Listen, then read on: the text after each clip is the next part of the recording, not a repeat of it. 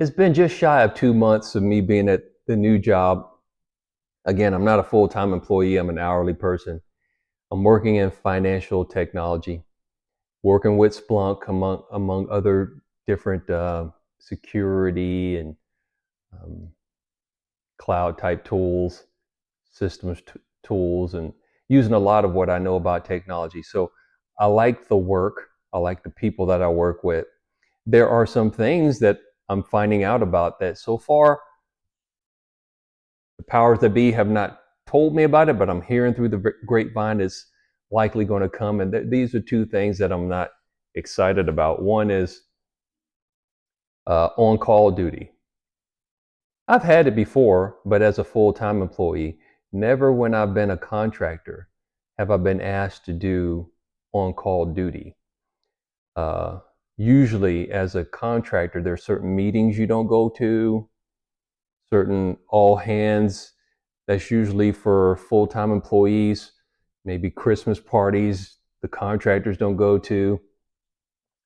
But there's two things mainly that they want you to focus on as a contractor. The contracting company always wants to make sure you get your timesheet in on time and that you do not go over 40 hours. I'm not saying these folks would not compensate for working over 40 or some comp time for on call, but the way it sounds like they want to calculate it is not what I would expect.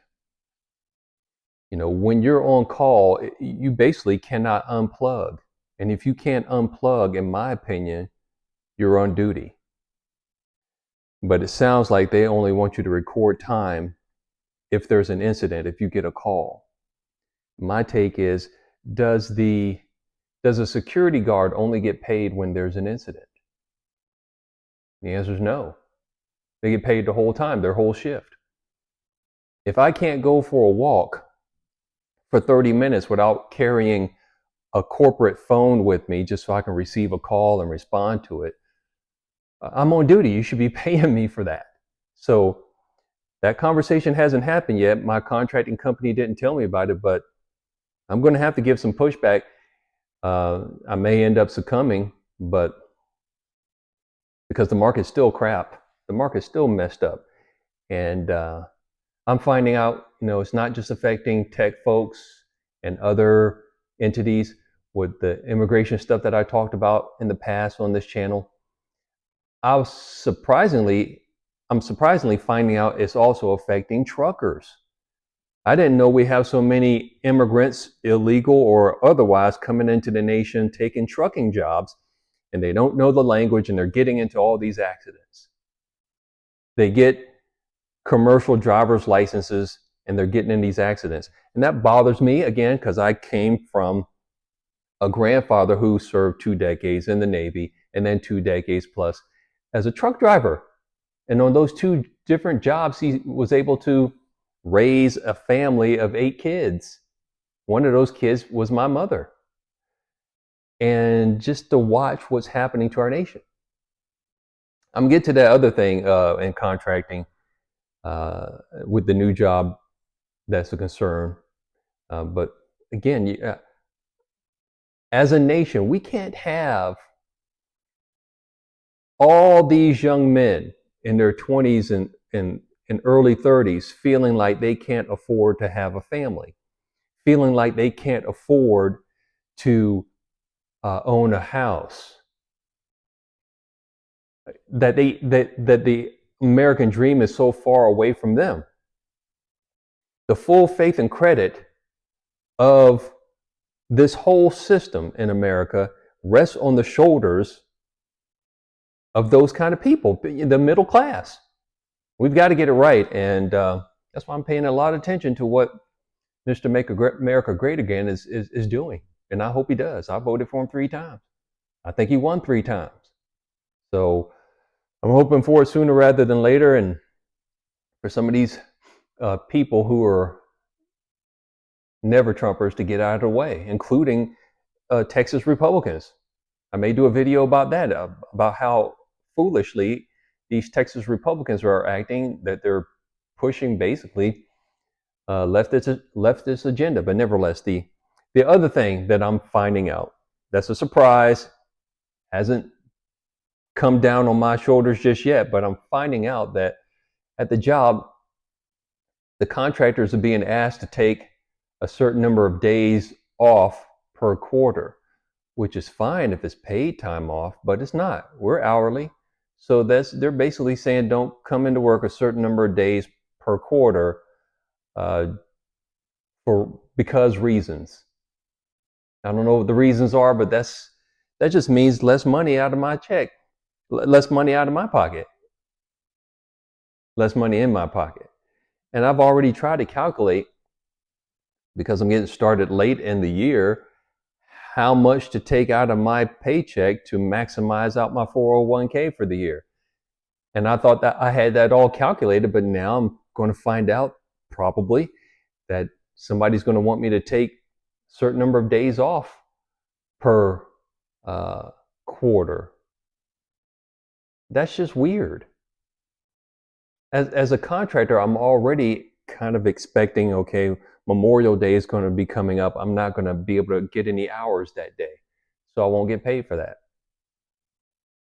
4th of July, I won't get paid for that. And now you want me to add more time on top of the roughly 2 weeks of unpaid holidays? So in a 12-month period, I may only be working 10 and a half months. Now, granted, a 52-week period went by and I'd only worked 49. I'd only worked 3 of those weeks. I was out of work 49 weeks out of a 52-week period. So I got used to living on almost next to no new income. I'll be okay, but I just don't like it. I'm trying to make up for the time that I lost. And so this wasn't exciting to hear, especially coming from an organization that is a financial organization. Why are they doing this to us? But when unemployment is high, in spite of the numbers that they're reporting, I think the unemployment numbers are what they are because so many people have 2 jobs. I hear there are 9 million people who have 2 jobs in this nation because one is not enough. Looking forward to the golden era that Trump has promised, or that he's painting the picture of. We need it. I'm excited about the roughly $10 trillion in new investments that are coming into the nation. It's going to take some time, but we got to get on it. So those are the 2 things. I was not expecting on-call work. It was not told to me up front by the contracting company. I don't recall seeing that in any of the paperwork. And this thing about basically going on furlough once a quarter is weird. These are 2 things. I mean, I'm not a spring chicken here. I'm not new to the whole contracting game. I've been doing contracting since the early 2000s. Not exclusively, but I've done it before. And I've been a recruiter, so I know some things about employment law. So I don't even know if it's legal to only pay somebody, a non-exempt contractor. If I'm full-time, there are other benefits. Paid time off, you're an exempt employee. You're exempt from overtime. You still may be compensated for being on call in some fashion, but to only compensate me saying we only write down the hours where we're actually dealing with an incident. No, I'm dealing with an incident if I can't go out to dinner, if I can't go to the beach without taking the cell phone with me or the computer to respond to an emergency. I'm standing in line at Six Flags. If I'm just going for a walk around the neighborhood, I've got to carry that phone with me. That means I have to be available. And that means if I have to be available, I'm not unplugging. You are supposed to pay me. How do y'all feel about that? Have you ever been in that situation? Well, anyway, it's been a little bit since I made a video on that topic. Wanted to address it, and I'll talk about some other things in the future.